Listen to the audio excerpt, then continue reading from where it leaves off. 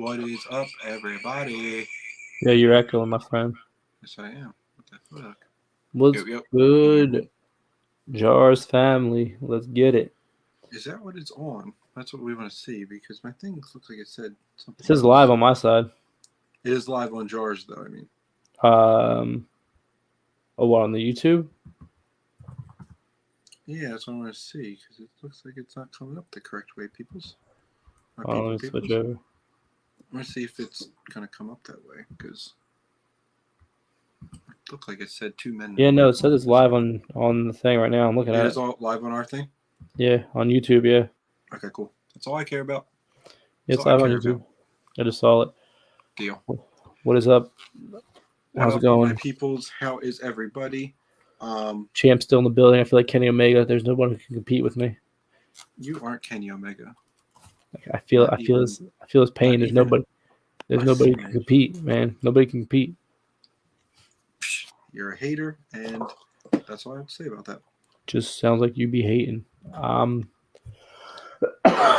So Okay, so this was AEW Dynamite, live from Rochester, New York, the home of the late great Brody Brody Lee. Lee. This was in memory of him. This show was it was in honor. It was in his memory and all that stuff. So it was a they didn't like do like a tribute or anything before or after or anything, but they definitely kept bringing it up, and they had Brody signs in the crowd. Um, They had they did, the memorial basically match, like the because yeah. Negative One's favorite wrestler is always Is been 10, 10 and Orange Cassidy. yeah, So they gave him that 16-man the 16-man tag at towards the end here. 16. It was what? It was 6. It was or It was 5-on-5, 16 wasn't it? man. It was a 16-man tag. It said No way. It wasn't 8 people the HFO has on each side. 112 people in it. Yeah, but it was Orange Cat. Maybe it was. I guess I don't know. I It was lost 8. track of all those It people. literally they called it a 16-man tag. It's right here. I'm staring at it. All right. Either way, He's a mess. that they did that, and they made sure everyone in the Dark Order were on the show Yes. to honor him.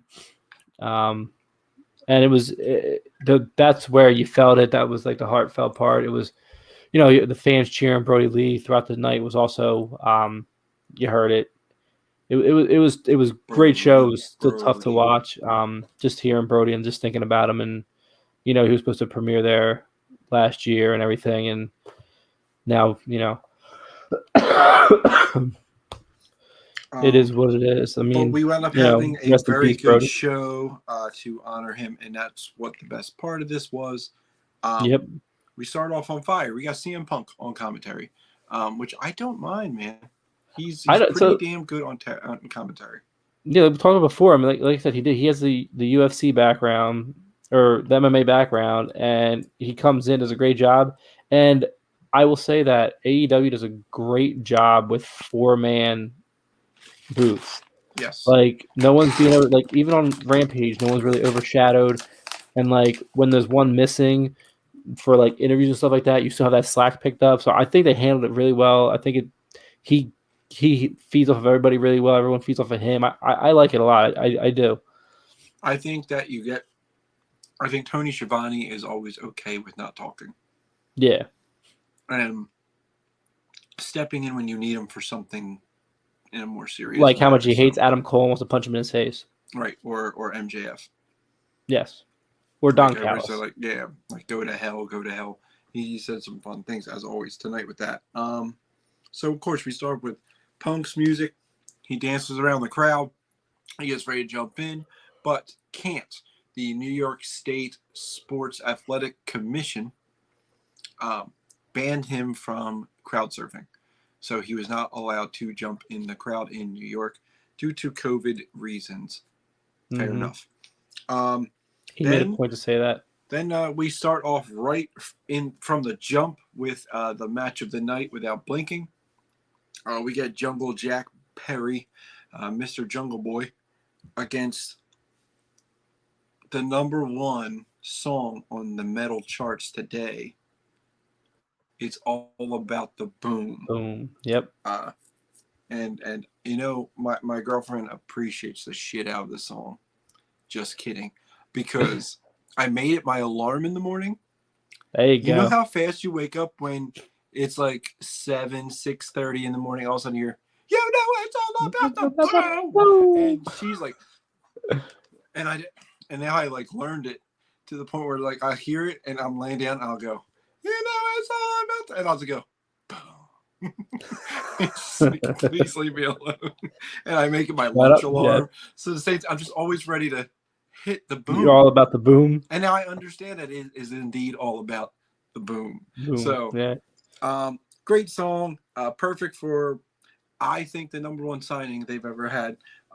Personally, I think that me too. One of their biggest signings. Yes, CM Punk is big. Yes, Bryan Danielson's big. But I think the biggest signing that it didn't go under the radar necessarily, but because of the hype of Bryan Danielson and the hype of CM Punk, you don't realize that Adam Cole is a tippy top tier performer. And adding him to that, as MJF will state later, the 4 pillars of AEW, he's a 5th pillar. He is that other piece that's young and will literally be able to lead AEW into the future for years. But the bottom I'm saying is he's still very young. He's not even. No. But like whereas like the 4 pillars that he talks about, I mean, that we get into, they're like definitely, I would say, what, 6-7 years younger than Cole. Cole's in his 30s. Cole's like 32, he's right? Like the, he's like a year or two younger than us. Mm-hmm. But like I think he's still in such good wrestling shape and such good. Like I think he has 10 years in him, so he's easy to be a top guy in this company for however long he wants to do it. So that's good to have. You can't depend like, okay, is Kenny going to do it forever? Like Bryan Danielson is older and he's not trying to take bumps for 5 to 10 more years. So like you have a short window with him. 4. Punk's 40 years old. And I don't know how much he wants to get hit. He took 7 years off. Maybe after a year or so, and he's getting bumped on, this sucks again. He's had 2 rough matches. I mean, right. So you know what I'm saying? Like maybe that does catch up. So if you have these guys, it creates such a good future and current. Honestly, this match was absolutely just off the walls. These guys are just so technically sound. Adam Cole is such a good heel. He's great. It just he'll literally curse in the guy's face. Like he literally got in his face so much and like jaw jacked him, and you can hear it. So that's perfect.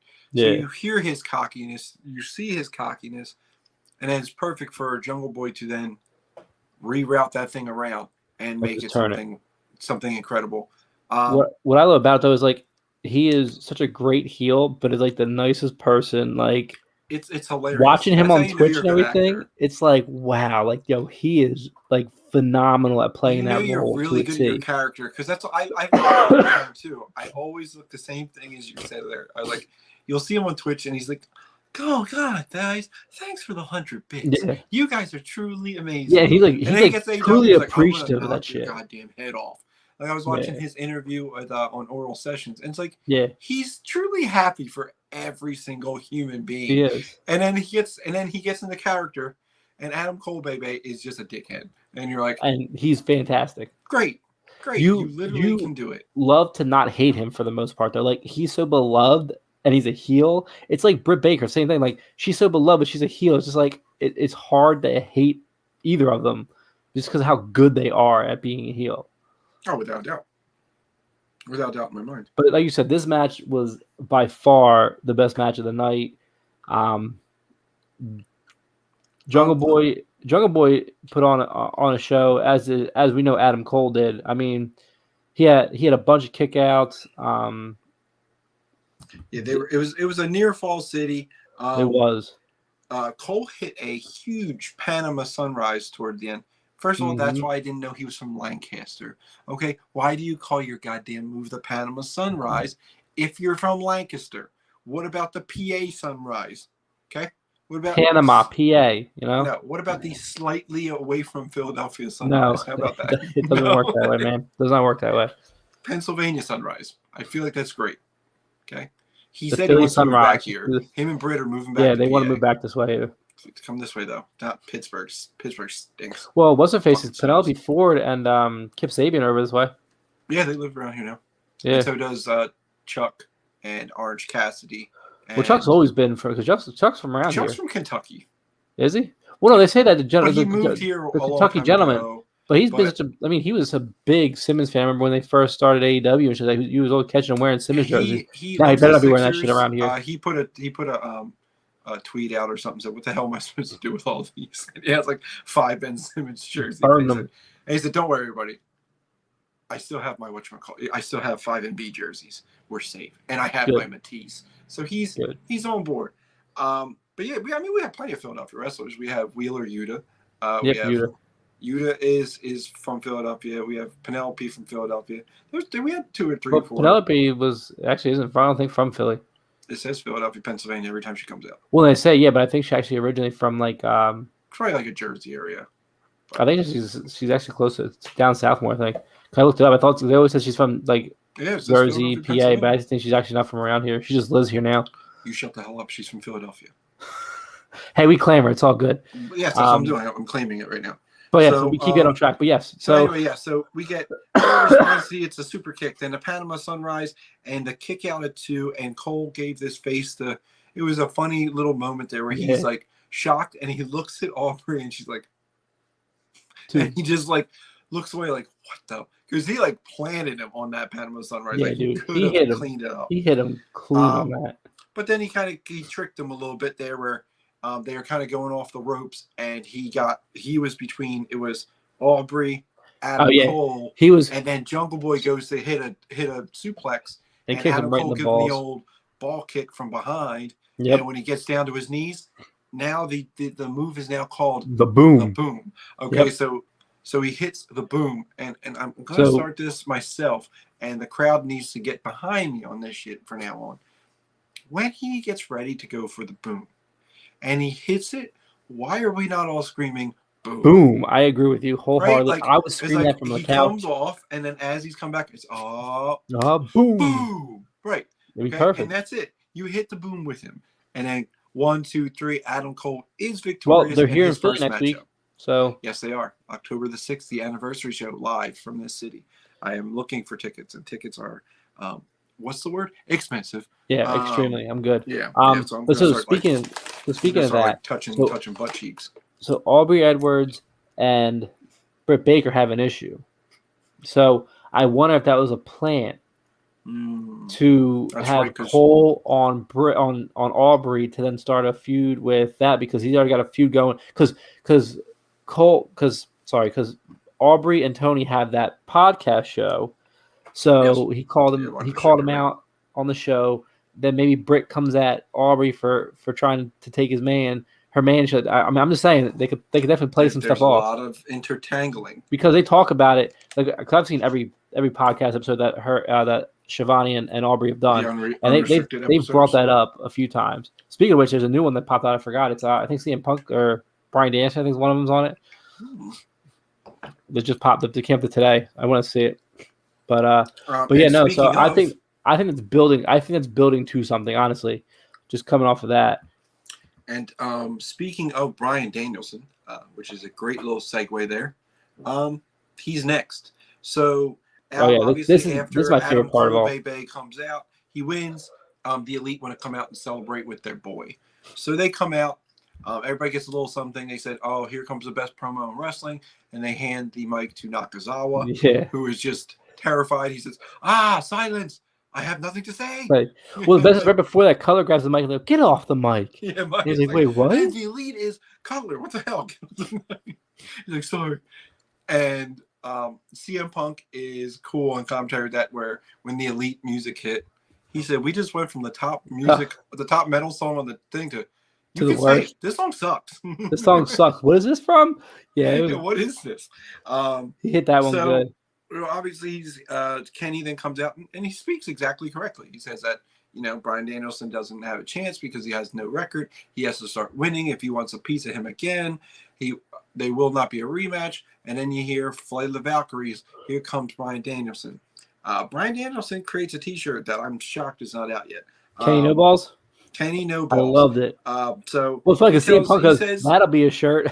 Right away. And he knew. And I've been looking on Pro Wrestling Tees because it took them 8 minutes to put that one about redeem these nuts. He's nuts, So yeah. Kenny No Balls is I know. I feel like by the end of the week it's going to be sitting there, and I then can't believe they don't have Kenny No it's Balls up going to yet. be a top seller on Pro Wrestling Tees by the end of the week. Well, there's another shirt that may happen from something that happens a little later on, and that might literally blow it out of the water.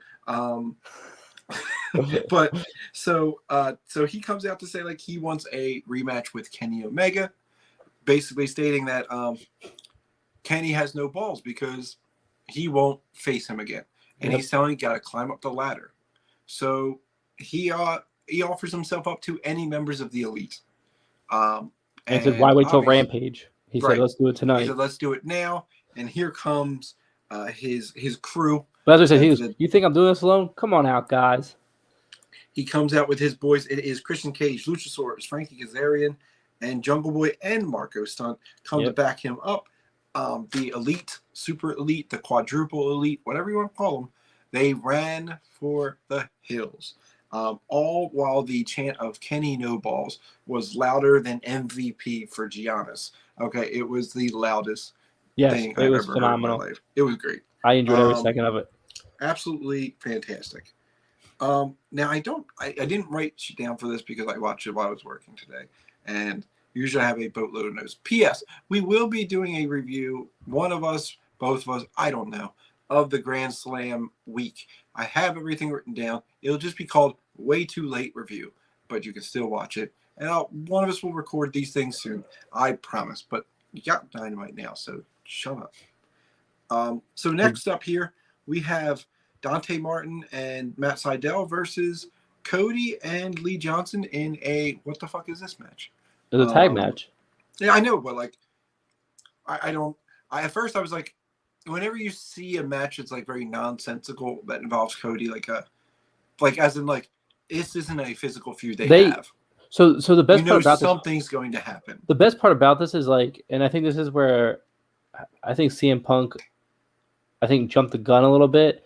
Is before you saw that like the difference between Arn and Cody when it came out at first.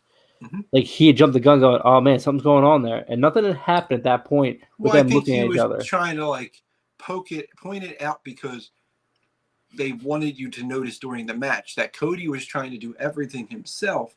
And Lee Johnson winds up getting the victory. And they literally say on commentary, Lee Johnson had to come in and bail Cody out. Mm-hmm. Showing that Cody is trying to do too much on his own and causing a rift. P.S. Do you know Lee Johnson is dating Julia? No, I did not. Julia. Yeah. Road to the top, guys. This is yeah, I haven't started watching that. So I think that they're finally going to turn Cody heel because the fans don't like him. The shit out of him. The fans they booed him last week when he went up against Malachi Black. They're booing him this week. I really think that this is the heel turn that they're waiting for. And listen, Dante Martin and Matt Sydal have been putting on phenomenal matches in Elevation and Dark. I mean, they've been killing it. So it was a matter of time before they brought it to the main stage. These two guys are great. I agree with you. It was a weird random tag match that they decided to have here. They decided to break up Cody and Arn. They could have done a little bit different. But it was still... I mean, again, they pointed it out. You saw what was happening. If you'd seen the Malachi Black match last week, you would have noticed that there was a rift happening there. And, like, if you had just waited for them to come down the ramp and then Cody, like, ignoring Arn and then say it there, like, it made more sense there because you could tell Cody was more annoyed with him there. That was my only nitpick part of it all. Was, like, they planned it a little too early, in my opinion. I can definitely agree with you there. Wait for that confrontation at the ringside right before they jump in, and he goes, "I wanted you to get in there, Cody. I didn't want you." Like that's right there when they should have been like, "Oh, hey, looks like something's going on here." Oh, I agree. And then you probably have it word for word how after this match what was said. After we already hinted at it earlier. So basically, Arn turns into like a giant Chuck Norris meme here. So he says, you are the guy that if someone's trying to jack your car, you'll say, please, I don't want any harm, and you'd get out the car. if someone tried to jack me, he said, I'm going to pull out my Glock, put it to his head, and blow his brains all over the pavement. And I was spill his brains all over the spill his concrete. brains all over the pavement. What the fuck just happened? I just want to see a Glock in a car with the brains. That's all I want. He just said, pull a Glock out, put it to his forehead, and spray his brains all over the concrete. And I don't know if Cody knew he was going to say that. When he first said it, Cody was like, oh, wow. Where did this just go? He just threatened to kill me? And then CM Punk said, I have no doubt in my mind that there are a lot of bodies in his past. I just don't think he used a gun for any of them. Exactly. They cut that. They changed that real fast. No, but I mean, it was just like, Listen, Arn-Anderson's promo there was phenomenal. I loved every second of it. But like, you could tell as soon as he said that, he has like, it was Tony Khan in the background. Yo, say this, flip it real quick. Hurry up, we gotta flip it. Please real quick. Away from him fucking blowing people's brains out in the middle of Dynamite. He said, I'm gonna pull out, like, he didn't just say like a gun. I'm gonna pull out my Glock. I was like, okay, Arn. And at first I thought they were chanting Glock, but they were chanting Arn. But after that, it started to turn into like that old Chuck Norris bit where it was always like, fear runs from Chuck Norris, or like, like stupid shit. Like it was literally like Chuck Norris runs from Arn. Things you don't want to do. So I would imagine if they could find a creative way around it. First of all, the amount of photoshopped images of the Four Horsemen image where he's like this. They put a Glock in there, so it just looks like he's like this. So if I don't see an Arn Anderson Glock NRA approved shirt or something coming out soon, guys, that's instant money. Arn is still goddamn amazing. So yeah, he threatened to kill people. But then he basically said, I'm Arn Anderson, and that implies I don't deal with losers. Come on, Lee. And he took Lee Johnson and left Cody in the ring. Cody's probably like, I ain't going back there. That man got a Glock. He's gonna murder me. It was no. it was interesting, but I think it was a means to an end that has to come about, because he always said he was never going to turn heel. The fans loved him, and then this Malachi Black story, the fans turned on him fast. Too long, man. The fans turned on him fast. How long is this going to be? We're going to get 3-4 wins, and suddenly he's going to get his redeem win. Who cares? Just end that feud with the fact that, like, make it the way like a Hangman feud is. Like, make it part of your story, but you don't need to involve the same guy. You know what I'm saying? Like, yes, be like, dude, I couldn't beat this guy. This guy he murdered my family before Arn's going to go kill him later. Like, Malachi didn't come out because he's like, nah, that dude has a Glock. I only have kicks. I can't take that out of his hand fast. It's either going to be that, or Cody's going to end up joining because of the black mist that turns him. They do some voodoo on him. The House of Cody. Yeah, the House of Black, man. Oh, wait, no, it's the House of Cody now. No. There's a lot of good insight on Roads at the Top. They actually were sneaky, because that's what they did with the later on we'll discuss the who is the champ, in case you guys did not notice who wins a championship tonight. They actually announced the Bobby Fish match in the first commercial break on Roads they said he was gonna do a promo in between the first thing after he won, because Dan Lambert and the Men of the Year came out. I mean, we'll tell you that now. We'll just go through that now. So this way at the end, we're not going to go through it again. Sammy Guevara wins the TNT title from Miro. In a great match. We'll talk about the full match later. So Tony, during this Roads at the Top show, which is pretty cool so far, you find out things like when, remember that DMD segment they used to have where she was like, had a talk show with Reba? Yeah. Reba, not Rebel or whatever. And I love that show. Jade and Velvet were fighting, and they slapped the ever-loving shit out of each other. Apparently, Jade like cracked her, she is just strong, so she just hit her with strength. Yeah, and Brandy had to like take them out and like have them talk it out, because Velvet thought that she was trying to, that Jade was trying to upstage her, and like they were trying her new wine, and like Velvet just goes, that wine really just slaps the taste out of your mouth, doesn't it?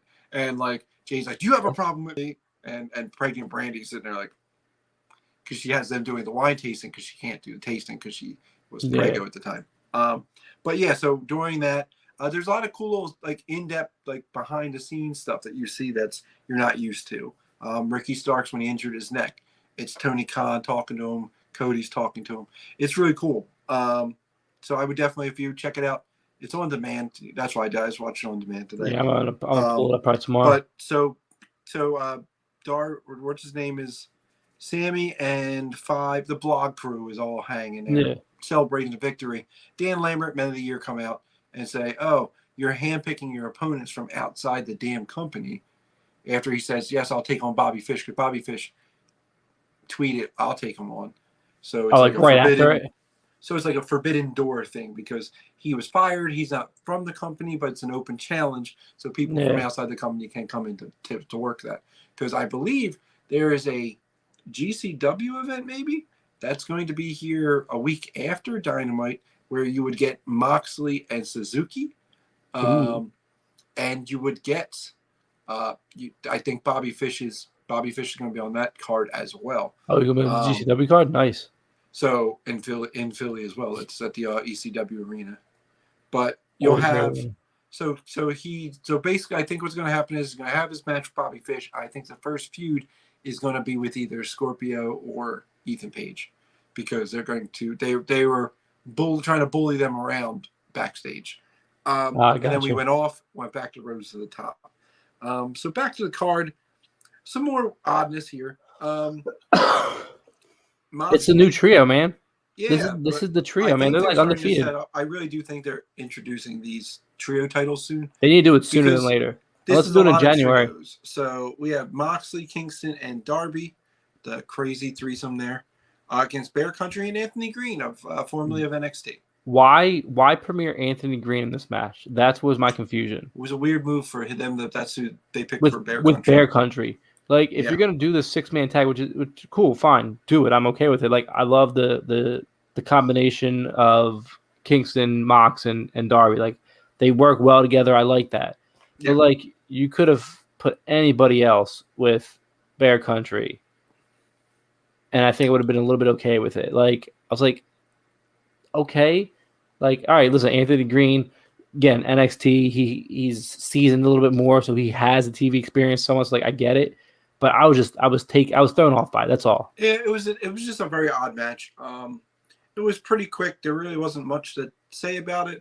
There was a funny spot where Anthony Green kind of had Kingston and Moxley a little bit like stumbled from a couple kicks, and he went to the top rope to do a crossbody, and he bounced right off him, and then they hit the Violent Crowns, which is their finisher, which is that suplex into into something. I forget. Kick, right? Doesn't he suplex him and then kick him in the face? I think so. Something of that regard. Oh, no, it does look bad. Whatever. They hit the Violent Crowns. Hooray.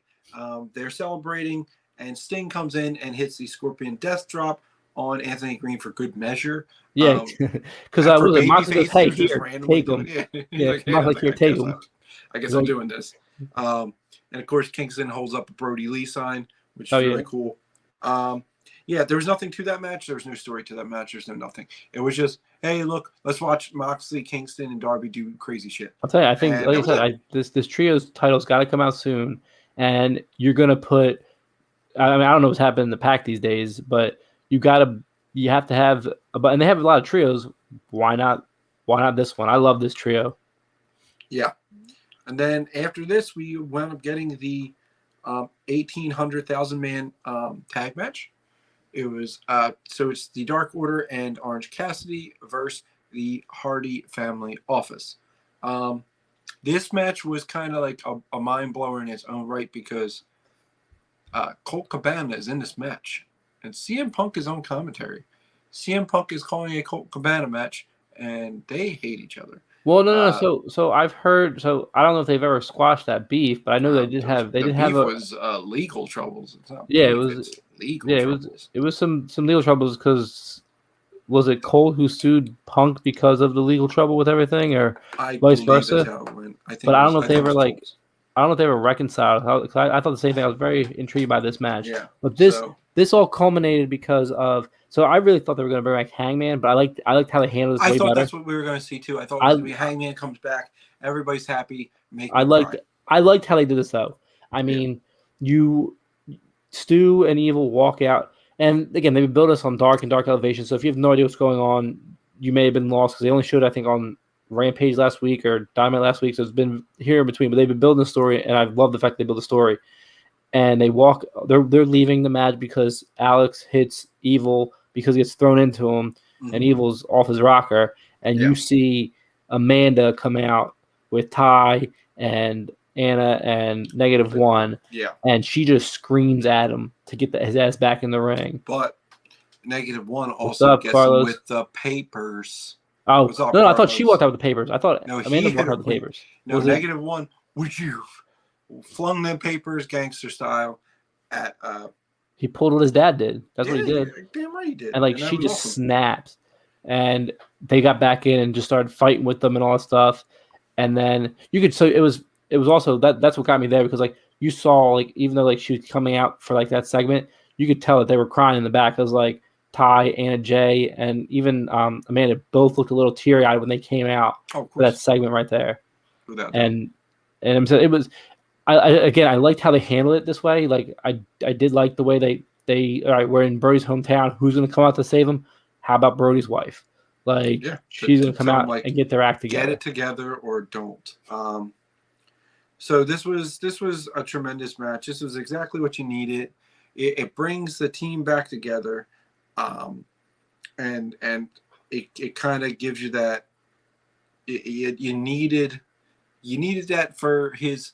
Remember last year you had everything was Dark Order, but this one you get the Dark Order in there, let them all prove their worth, let them all kind of do their thing and prove that and show that Brody's memory was is something that they haven't forgot about yet, and as they shouldn't. So I'm very excited about that. It was. Yeah, no, match. We had. I agree with Carlos, man. It was a 10 out of 10 show. Definitely agree with that. Oh, without a doubt tonight. Uno and Stu deliver fatality, earning the victory for the team. After the match, Preston hoists -1 up, and he gives you the Dark Order, and they show there's this perfect picture towards the end of the scene, as it's the crowd, and someone has a drawing of his dad.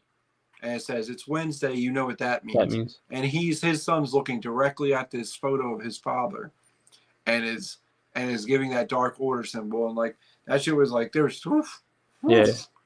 All I'll say is I must have been cutting onions during the segment. Yeah, it was. I don't know what was tough. Something was coming out of my eyes and stuff. It was. It was tough to watch that. I agree. I loved it. It was awesome. It was a great. That was the part of the tribute that you knew was going to happen, and it was played out very, very well, and it was emotional, and it was everything that it was meant to be, and it did what it had to do.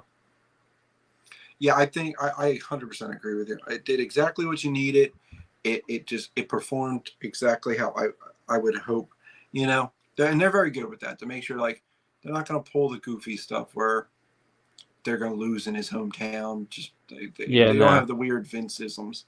After this, we had another Dark Order related match. It was TJ. No, you skipping, my friend. That's all I have on matches, brother. You skipping. That match was later. First, there's only 2 matches left. What do you? No. First, we had the vignette showing that Leo Rush is coming. That Leo Rush signed with AEW, like I talked about earlier in one of our episodes. I said Leo Rush is coming to AEW. He signed with them. And then you missed the American Top Team promo. Oh God, no. That I know how much you love them. Ethan Page did say he had the tightest tits in the game. Yes, that was exciting to hear. That was a good hit. Yeah, I like the tightest tits in the game move. We're going that was your typical Top Team promo. It was very good. Leo Rush. I don't know what the hell he's calling himself. The Leo EO, whatever. It's something where he knows how to make profits and turn them. Okay, yep. Fine, he's the profit man. And then he takes their money and then gets hurt. And then we had the first 50 win possible match for Hikaru Shida going up against Serena Deebs. The woman 1,000 holds. It's going to be a hell of a good match. I'm super excited for that match next week. They Then we have promoted the that. three-person match as well coming up. That's on Rampage, yeah, with Thunder It's going to Rosa, be the Thunder Rosa Jade, match. and Nyla Rose. But Which is a then, good match. yes, then Jeff, then we get to the Penelope Ford, Bunny, Anna Yes. Jay, and Ty Conti match. So TJ have their own music now. It says TJ fight, like Mortal Kombat style. Pretty cool. This match was pretty non-consequential, to be honest with you. It did exactly what you needed. TJ obviously was going to get the win here. It was a good match, though. They put on a good match. Yeah. I will say. Conti is heads and tails above anyone else in that ring right now. Yeah. But I think that Anna Jay's really coming along. Shit, for that matter, I think Penelope is much better in the ring. Penelope came 6 along months ago. A lot in recent week in the recent year. Yeah, you had the crossbody from Conti that led them to the victory, and then here comes Anna Jay hits the Queen Slayer for the victory. Yep. So it was a and cool negative combo one comes there, out to celebrate with him. Yeah, and CM Punk says he's a smart boy. Yeah. Yep. CM Punk, for being married, is a horny fella. Yeah, he threw a lot of things out there. Yeah, a lot of horniness going on. AJ will come down and beat your ass, brother. Like, yeah, ain't messing with AJ. I'm sorry, right. no. You better settle down, bro. That girl will beat you. After this, we had MJF. This is the promo, the 4 Pillars promo. Jesus Christ! So MJF is just he's just on fire right now with this microphone. He's and scary to be honest. I'm nervous of what he's gonna say and what is like what possible consequences. Yeah, I'm assuming he lets them know. I hope. I mean, he did a great job with his 4 Pillars thing, but then when we get to the end of this, he went off the rails as always. He talks about the 4 Pillars. He says he has Bruce Pritchard on speed dial, letting him know he'll go to WWE in a second.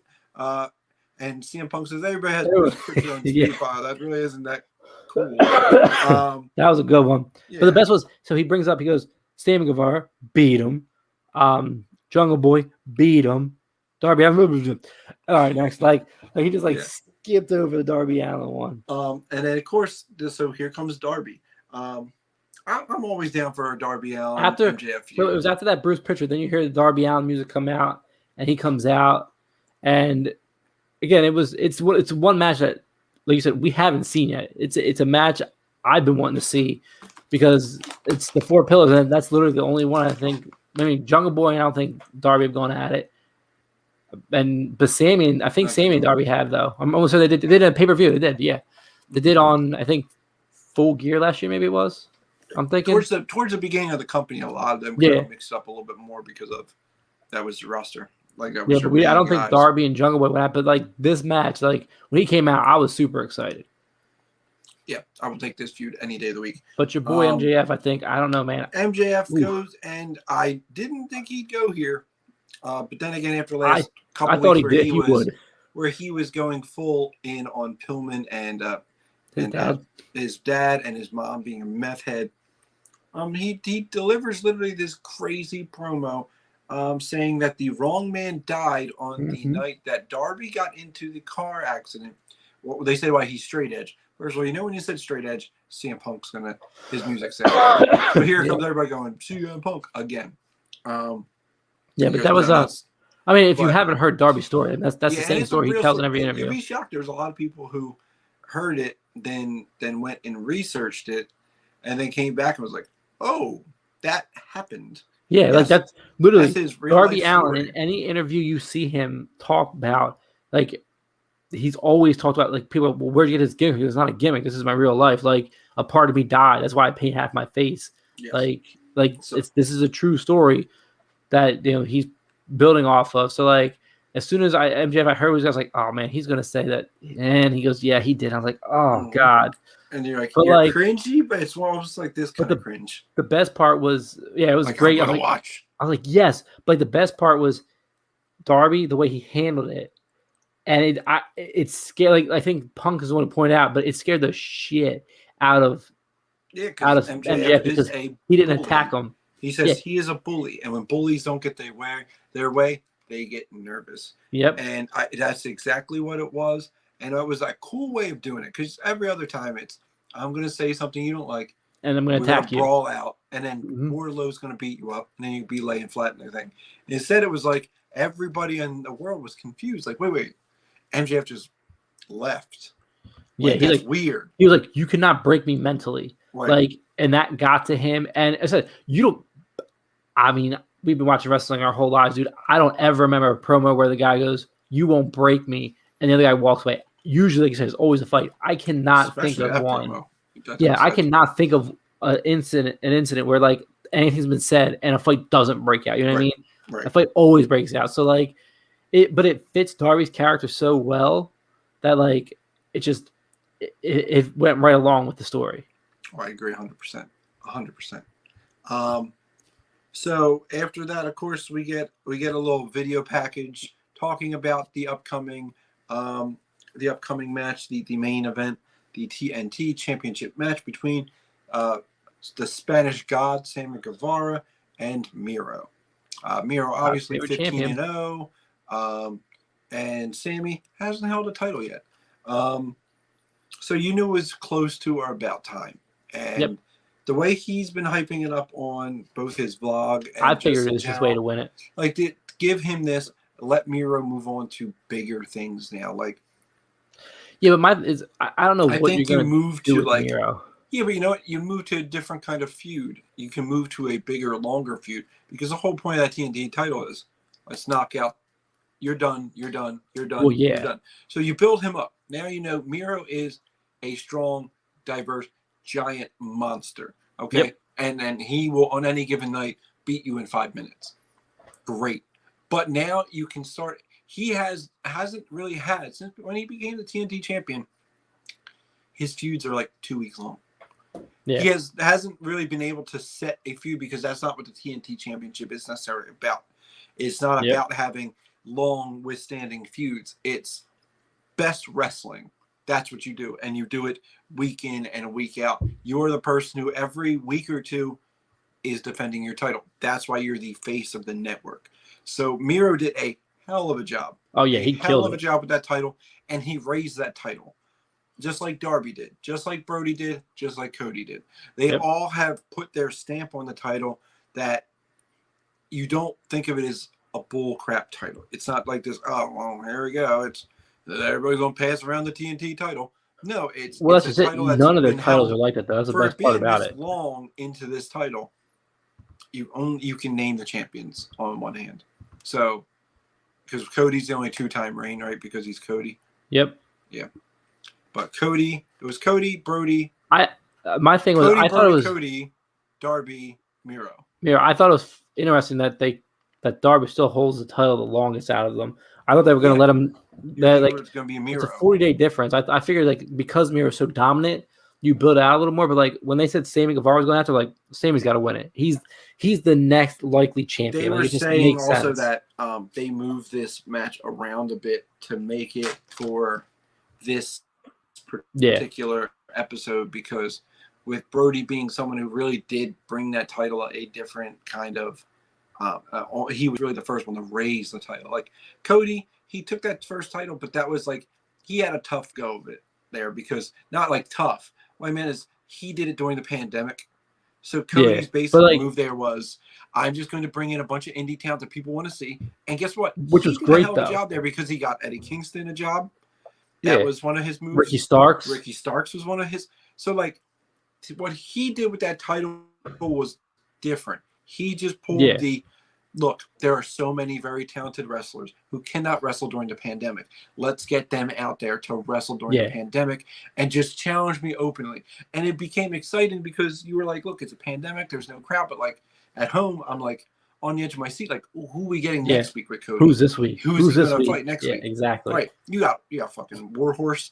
You got, like, there are so many players that you had come in that you were just like, oh, this is an awesome match to see. I wanted to see this.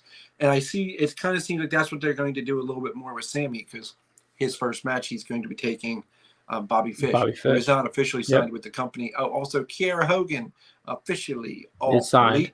So another good sign for the women. It looks like they're finally starting to pay attention to this women's division. And realize that, like, look, they just got to build stories. Now start building it. You have got to build the stories. Build it. Exactly. The stories, they lack the story building for the women's division, and it's mind-boggling because they have such great, talented women at this point. Like you have Ty Conti, you have Hikaru Shida, like you have Britt, you have Ruby, you have all of these. You have Serena talented Deeb. women. You have like Serena, Ruby Soho. you have Thunder Rosa. Like there's enough in your division now that you can start making full on feuds, and know that you're going to get good wrestling matches out of it also. So start putting them together. Okay, give Shida a chance. First off, that poor woman. She's another one who fought the whole pandemic off with that title, but there were times where she had to pull a couple slackers through the match. Exactly. She didn't always have the best opponents wrestling-wise. She could have some people who cut promos, but they were ass in the ring. Like, I've seen that there's some of those girls who she did face have gotten a lot better, but at the time they were super green, and you were getting Shida making a 4-star match out of a turd sandwich. So I think now if you put her in the ring and say, okay, you're going to have Ruby Soho, and dude, I would a polished love that professional. match. You're going to have Serena Deeb, who's a polished professional. Dude, I cannot wait for that match next week. You know what I'm saying? Like, so you're going to have these girls who are just absolutely can tear the house down, and that's what you want. I think Rosa and Britt are your girls who are going to put the spotlight on the division, obviously, with what they can do. But I think you're going to be surprised with the Ruby Sohos, the Serena Deebs, the Kiera Hogans, the Diamantes. Who's going to come out and really turn this thing into a honest to God division. But those women, that's the thing, is all those women you mentioned, minus Ruby because she hasn't been there at the time, they've all been putting that women's division on notice. Like Serena Deebs through the pandemic was killing it when she was on and off while she was the NWA champion. And she was the NWA champion. I mean, when Kiera Hogan was killing an Impact, came over, did a couple dark matches like that, doing phenomenal. I was kind of upset about the squash match she had with Jade, but that's neither here nor there. I kind of just pushed that to the side.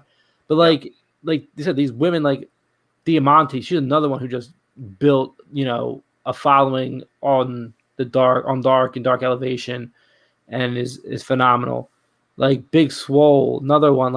I don't know. Listen, there could be medical stuff wrong that it is. She has I believe she has Crohn's disease. Yeah, she does. Like so when she has, she says it all the time on Twitter. She'll say look, today it's deciding to not cooperate and let me in the ring. So when it struggles with her, then she's kind of stuck. And I feel terrible for her for that, but she's very upfront about it. Look, guys, I wish I could be there right now. Yeah, she's super talented, and I feel like there may have been a play for her at one point, but then when she got really, really sick during the pandemic, and she had to stay out that's why she wasn't around. I think the Crohn's was what hit her pretty hard at that time, and in the pandemic, she wasn't well off with that, so she was kind of stuck being off TV. So obviously we get into this match. One of the coolest spots was when Sammy really launched Miro and to the corner, and he fell over the buckle and landed on the ground, and then Sammy just decided to jump over the ring post, landing on the Redeemer perfectly, landing on Miro. That was a holy shit moment.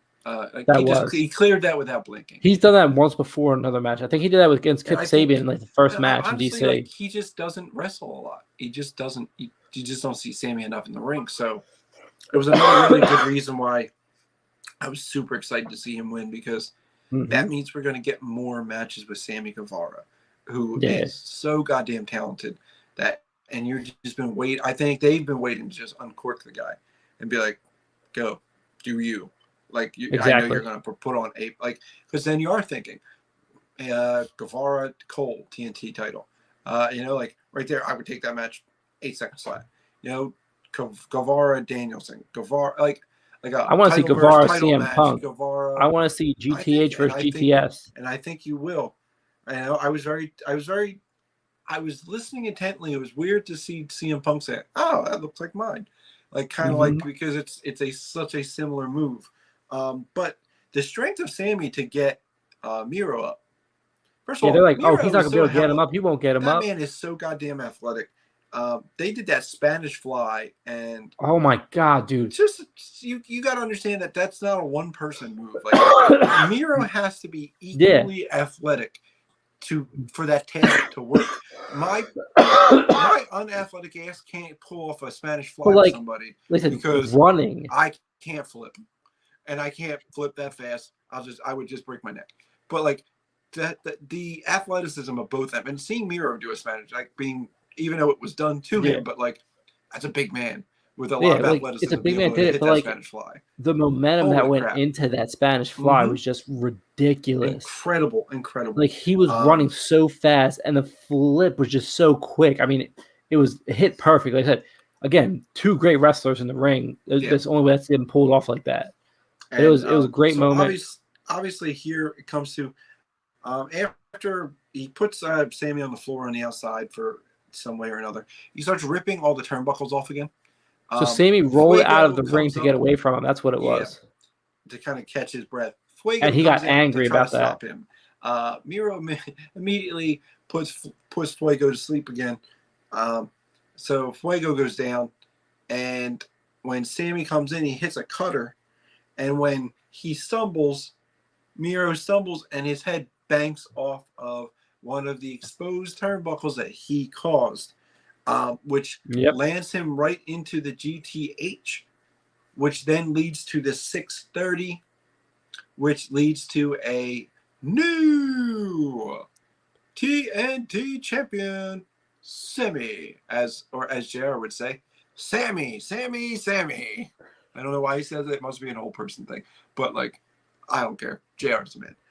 He is. But so everybody goes home happy as you get Sammy Guevara. New TNT champ. Miro, after the match, tweeted about an hour afterwards, he needs to have a conversation with his God. So I need to have a conversation with my God. To say, okay, what's going on, bud? I wasn't supposed to lose that. So it's a good hit. Good way to play it. And I think here Miro is perfectly in it. I think he's figured it out. And I think that's big, that he figured out his character, and his character is so over that this loss doesn't even like chink the armor of Miro at all. It doesn't suspend that disbelief that he's beatable all the time now. It was the momentum of a kid got hot. It was 1-1 match. It was the momentum, and it was Miro losing his cool and causing his own loss. Exactly. It wasn't a technical defeat. It was you slipped up and let your head get the best of you. Yep. Cause you, and literally to beat you, you had to be hit in the head with an illegal turnbuckle, a GTH, and a 630. And 630, okay. Saying that this man had to be, multiple moves had to be hit in order for him to take that 3. So I was cool for them to do, saying like, look, Sammy had to pull out everything out of his arsenal in order for Miro to lose, making Miro just as strong as he was yesterday. And you don't lose that luster on him, which is chef's kiss. That was the end of the episode, man. That was absolutely amazing. I loved this night. I thought that it was a very good tribute for Brody. Yep. I think everybody involved did a great job. It was right on the money, man. What did you think of this episode of Raw? You think it was just a dead ass good episode? Did you just use the 3 letters RAW? I didn't use RAW. I heard you say Raw. How was Raw and not Dynamite? Oh, I hope I didn't say that. That's what I heard. But either way, it was a phenomenal show. Is that they did the tribute right with the Dark Order being in the matches and all stuff and hitting the point where you had to hit it. It pulled at all the strings it needed to pull at. The matches were phenomenal all around. Like I said, they did a great job. And then Friday night Rampage tomorrow night, or actually tonight, I guess at this point, you're going to see Brian Danielson taking on Nick Jackson. Nick Jackson. You have Jay Cargill, Thunder Rosa, and Nyla Rose going at it. And then in the oddest match of all, the hair versus hair match with Cassidy and Jack Evans. I wonder how that's going to work out, honestly. Well, so my thing is Cassidy doesn't really have hair anyway, so it's very short. So I think he actually may take the loss because I don't know if Jack Evans is up for losing his hair, but we'll see. I mean, we'll see how that plays out. I think the whole dynamic of that whole match is just odd to me. Oh, 100%, because I thought it would be for Matt, and then Matt Well, would it shave was it Matt, start and then over. Matt got so mad Yeah, I know, on. like, he switched on, but, like, it takes away. It somehow along the line here, I feel like Matt's going to get it. You know what I'm Yeah, saying? I think that Matt's still going to get his hair cut out of this. yeah. I think it's going to come back to haunt Matt, and I think the HFO ends up breaking up or something because Maybe lose a couple first of all, members. they're not winning any. And by the way, they haven't yet to win a freaking match. No, and if you look on the vlog, he's steady trying to get Fuego in there. So Oh yeah, I can see he's it. trying to That'd bring be cool. Fuego That'd be a cool Fuego heel turn on Sammy or something on like Sammy. that Yeah, for a chance at the title, and then let them go 1-on-1 for the title. I'd be 100% in for that. yeah. They had a good match on Dark during the pandemic. I remember. Speaking of Dark, have you seen real quick before I get it? Have It's you 2 a.m. watched AEW Universal Dark? Universal I Studios haven't watched it AEW? yet since it was in. Honestly, I'm like 2 weeks behind, but no, I liked Oh it on my the sound gosh. stage. It looks so good. Oh my gosh, dude. It reminds me of WCW. remember when NXT was on the soundstage?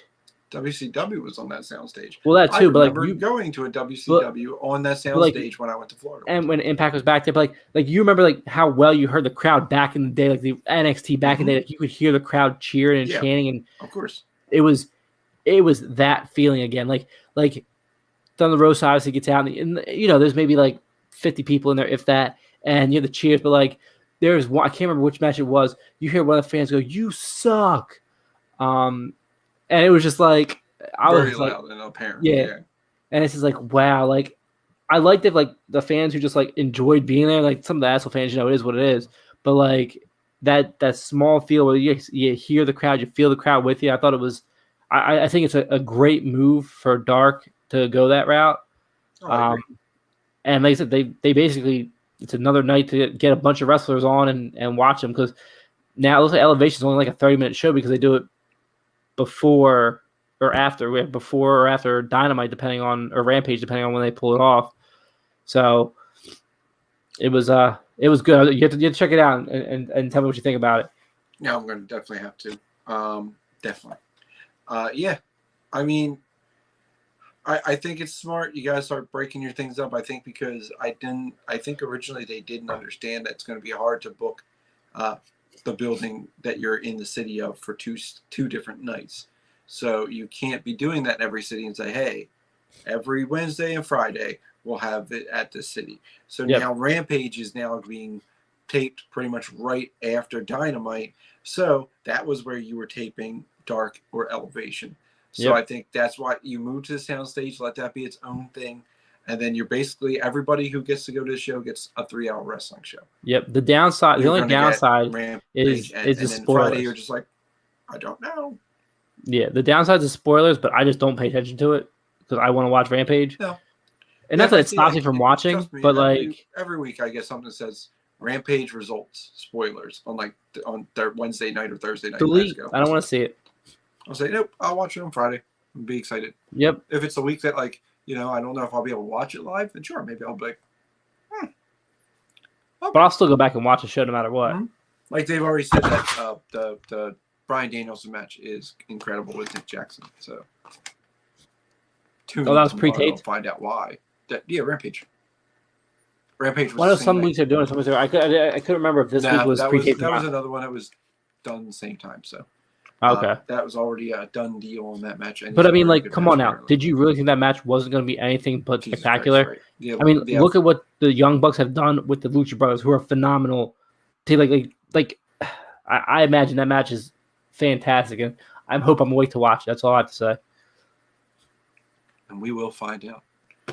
But speaking of awake, sir, you want to shut this thing down? We're at an hour, and it is 2:02 in the 2:13. I gotta be up for work in 3 hours. Many minutes ago. Yeah, you probably should go to sleep. GTS, bro. Yep, GTS it is. Yeah, I'm a GTH it though. We know you're going to hell. It's already it's a fact of the matter. So we will see you. One of us will see you for Rampage. Hopefully. Okay. B, we promise we will be uploading a Grand Slam review. Okay, I made little fun things for it and shit, and I have like 3 pages of notes. So if it's hell or high water, I will record a goddamn Rampage spectacular. Okay, but you'll see one of us for That's what it was, Dynamite spectacular. or for Rampage sometime this weekend, and it will be. If I'm great. awake, I will do You it know, tomorrow night since I missed the week before. So if I'm awake, I will do it right after the show and just put it up real quick. I'm not making promises. I passed out a couple of times, so I can't make any promises there. But I'm gonna try and get it done after the show. This way, it's up. You guys see it. You see my reaction to it, If it's up, and it's up, know and it's why you up, need to and watch it's it. Stuck. That's a Cardi B lyric. I know what it is. Got you, fam. All right, guys. Well, we're going to GTS, and not CM Punk isn't even going to have to do it because my pillow is basically CM pillow. That's going to happen. Yeah. It's going to see my head soon. Again, thank you very much for coming on, checking us out. And again, as always, thank you, Carlos, for dropping in and hitting us with a few comments. We are going to be consistent. We promise. Semi. We'll figure it out one day. We'll get there. Just when you see us, just appreciate us, okay? Because we might not be on next time, okay? Appreciate it. In maybe a couple weeks. We're busy humans. Leave us alone. So, so good night to you, young man. Good night. And we will see you hopefully tomorrow we will see you night. on the flippity flop tomorrow night. All right. Yes.